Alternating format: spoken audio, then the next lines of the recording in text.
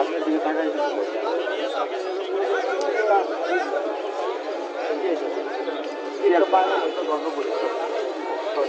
আপনি 4:30 বাজে না ধরেন 5:15 বাজে দিয়ে দেন, ফুলটা দিয়ে দেন।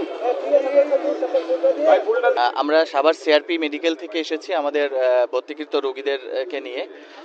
আমরা চাই যে সিআরপির মূল লক্ষ্য হচ্ছে প্রতিবন্ধী মানুষের মূল স্রোতধারায় একীভূত করা, সমাজের প্রতিটি মানুষের সঙ্গে কাঁধে কাঁধ মিলিয়ে প্রতিবন্ধীরাও যেন সমাজে মিশতে পারে, তারা বাংলাদেশের জন্য দায়িত্ব পালন করতে পারে, সেই জায়গা থেকেই হচ্ছে সিআরপি কাজ করে। এবং আমরা এখানে এসেছি আমাদের যে 1971 সালের যে শহীদ হয়েছিলেন যে সকল আমাদের ভাইয়েরা, তাদের সম্মানার্থে তাদের শ্রদ্ধা জানাতেই আমরা মূলত এখানে এসেছি।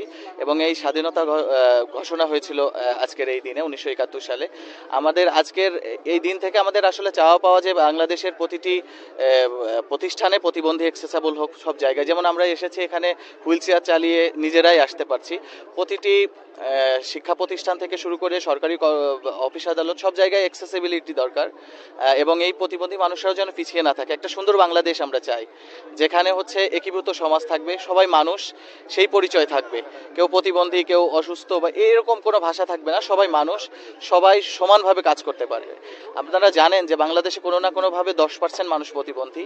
এই সকল একটা বিশাল জনগোষ্ঠীকে বাদ দিয়ে কখনোই বাংলাদেশকে একটি ভালো জায়গায় সমৃদ্ধশালী বাংলাদেশ করা সম্ভব নয়। অবশ্যই এই মানুষগুলোকে কাজে লাগাতে হবে।